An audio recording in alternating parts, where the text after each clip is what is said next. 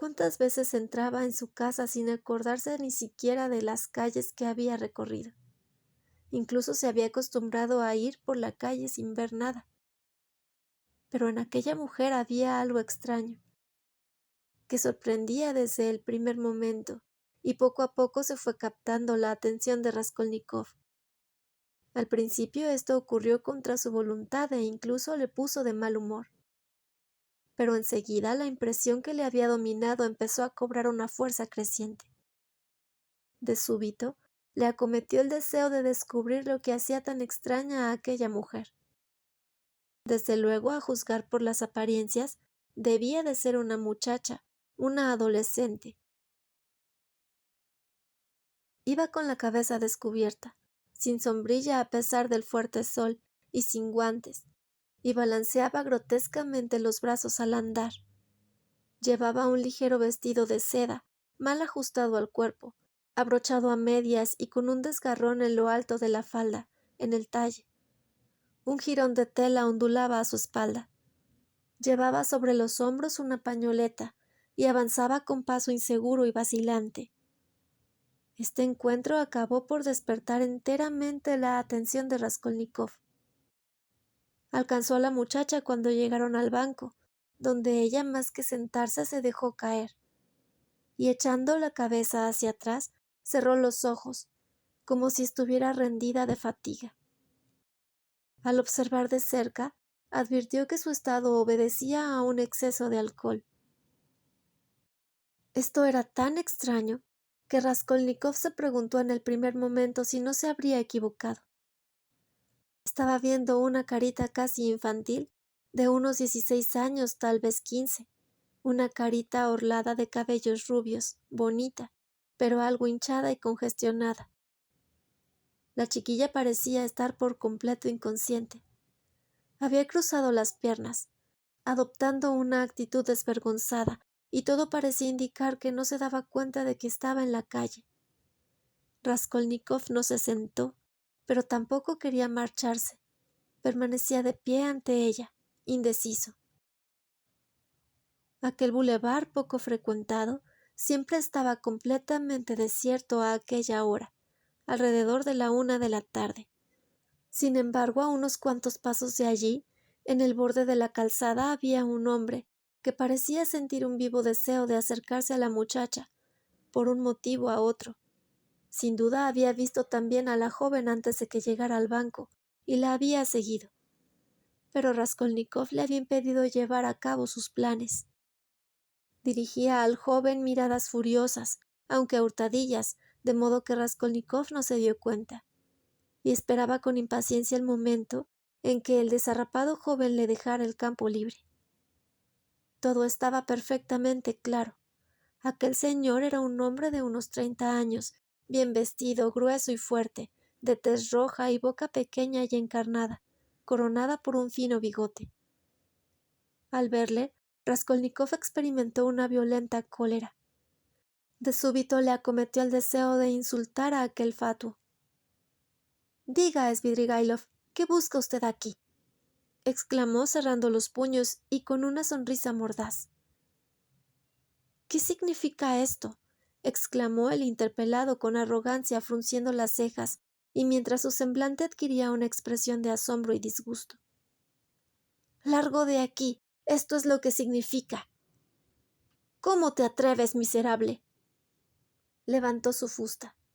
Raskolnikov se arrojó sobre él con los puños cerrados, sin pensar en que su adversario podía deshacerse sin dificultad de 2 hombres como él. Pero en este momento alguien le sujetó fuertemente por la espalda. Un agente de policía se interpuso entre los 2 rivales. «Calma, señores, no se admiten riñas en los lugares públicos», y preguntó a Raskolnikov al reparar en su destrozado traje. «¿Qué le ocurre a usted? ¿Cómo se llama?». Raskolnikov lo examinó atentamente. El policía tenía una noble cara de soldado y lucía mostachos y grandes patillas. Su mirada parecía llena de inteligencia. «Precisamente es usted el hombre que necesito», gritó el joven cogiéndole del brazo. «Soy Raskolnikov, antiguo estudiante». Digo que lo necesito por usted, añadió dirigiéndose al otro. Venga, guardia, quiero que vea una cosa. Y sin soltar el brazo del policía lo condujo al banco. Venga, mire. Está completamente embriagada. Hace un momento se paseaba por el bulevar. Sabe Dios lo que será. Pero desde luego no tiene aspecto de mujer alegre profesional. Yo creo que la han hecho beber y se han aprovechado de su embriaguez para abusar de ella. ¿Comprende usted? Después la han dejado libre en este estado. Observe que sus ropas están desgarradas y mal puestas. No se ha vestido ella misma, sino que la han vestido. Esto es obra de unas manos inexpertas, de unas manos de hombre, se ve claramente. Y ahora mire para ese lado. Ese señor con el que he estado a punto de llegar a las manos hace un momento es un desconocido para mí. Es la primera vez que le veo. Él la ha visto como yo hace unos instantes en su camino. Se ha dado cuenta de que estaba bebida, inconsciente, y ha sentido un vivo deseo de acercarse a ella, y aprovechándose de su estado, llevársela Dios sabe a dónde. Estoy seguro de no equivocarme. No me equivoco, créame. He visto cómo la acechaba. Yo he desbaratado sus planes y ahora solo espera que me vaya. Mire, se ha retirado un poco y para disimular está haciendo un cigarrillo. ¿Cómo podríamos librar de él a esta pobre chica y llevarla a su casa? Piense a ver si se le ocurre algo. El agente comprendió al punto la situación y se puso a reflexionar. Los propósitos del grueso caballero saltaban a la vista, pero había que conocer los de la muchacha. El agente se inclinó sobre ella para examinar su rostro desde más cerca y experimentó una sincera compasión. ¡Qué pena! Exclamó sacudiendo la cabeza. Es una niña. Le han tendido un lazo, no cabe duda. Oiga, señorita, ¿dónde vive? La muchacha levantó sus pesados párpados, miró con una expresión de aturdimiento a los dos hombres e hizo un gesto, como para rechazar sus preguntas. Oiga, guardia, dijo Raskolnikov buscando en sus bolsillos, de donde extrajo 20 kopecks.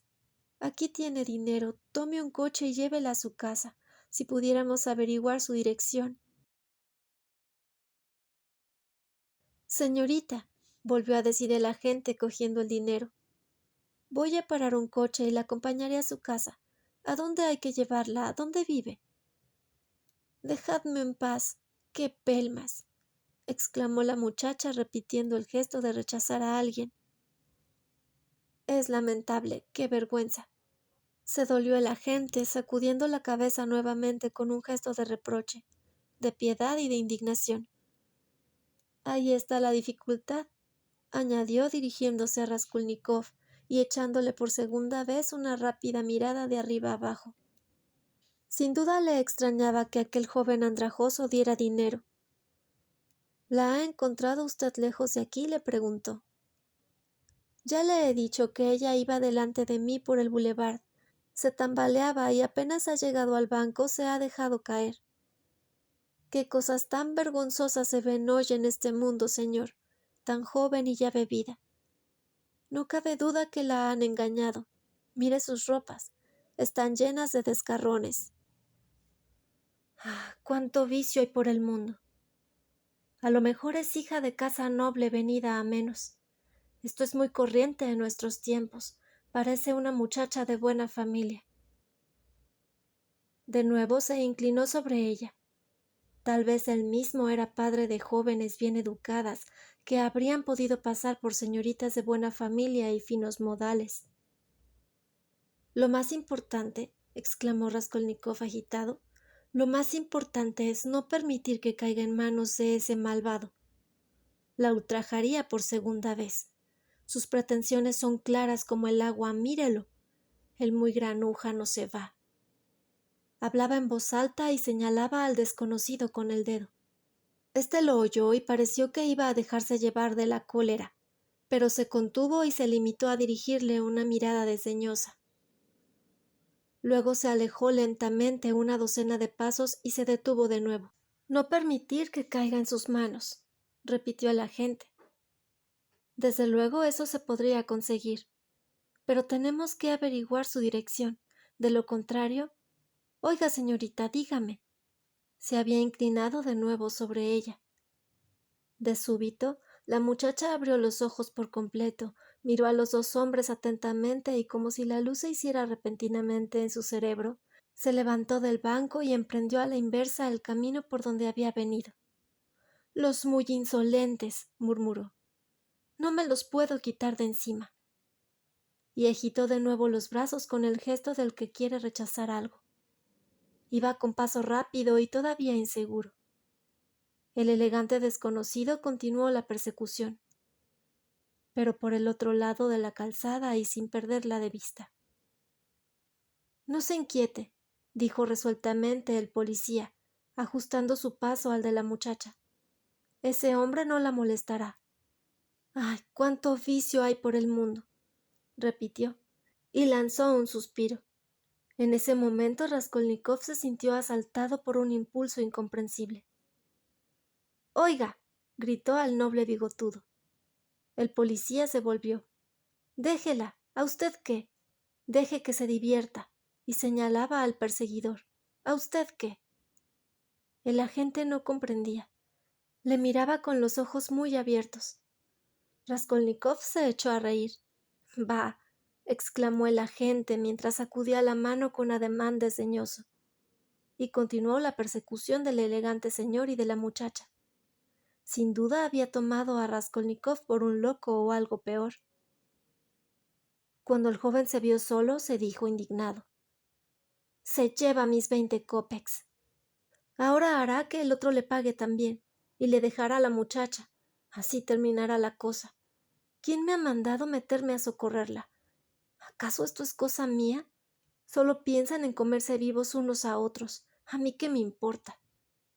Tampoco sé cómo me he atrevido a dar esos 20 kopecks, como si fueran míos». A pesar de estas extrañas palabras, tenía el corazón oprimido. Se sentó en el banco abandonado. Sus pensamientos eran incoherentes. Por otra parte, pensar, fuera en lo que fuera, era para él un martirio en aquel momento. Hubiera deseado olvidarlo todo, dormirse, después despertar y empezar una nueva vida. Pobre muchacha, se dijo mirando el pico del banco donde había estado sentada. Cuando vuelva en sí, llorará, y su madre se enterará de todo.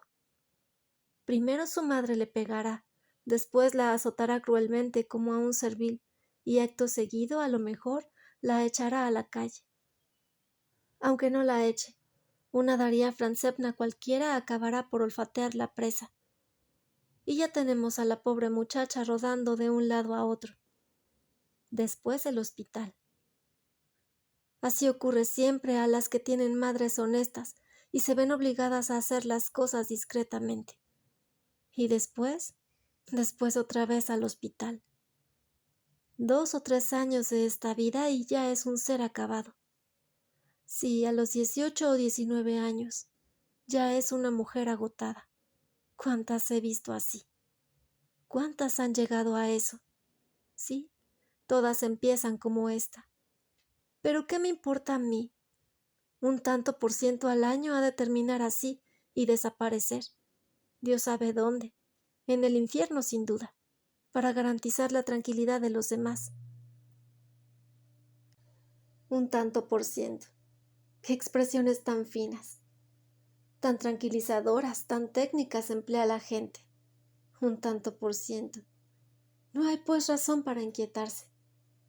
Si se dijera de otro modo, la cosa cambiaría. La preocupación sería mayor. ¿Y si Dunechka se viera englobada en este tanto por ciento? Si no el año que corre, el que viene.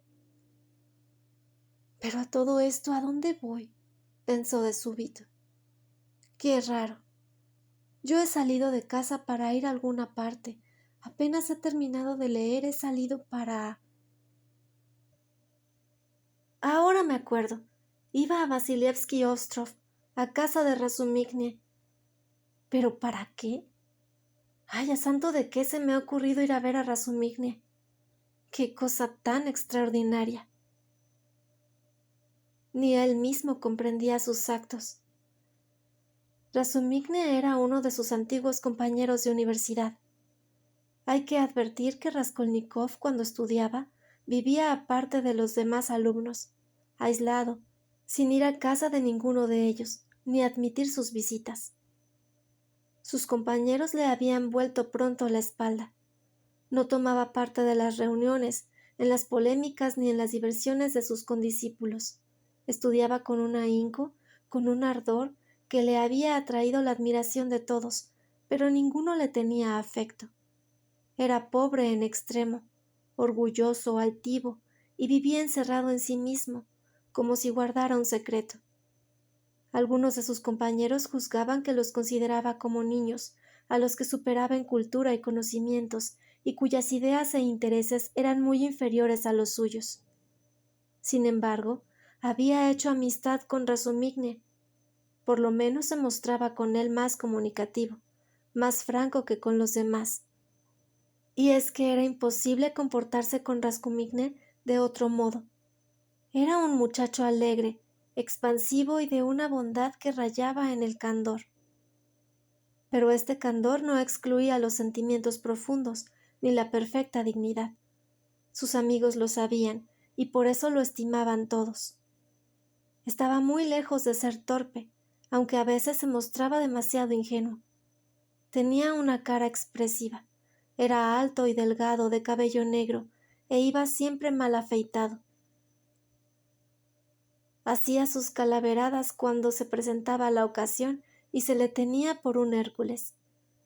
Una noche que recorría las calles en compañía de sus camaradas, había derribado de un solo puñetazo a un gendarme, que medía como mínimo 1,90 de estatura. Del mismo modo que podía beber sin taza, era capaz de observar la sobriedad más estricta. Unas veces cometía locuras imperdonables, otras mostraba una prudencia ejemplar.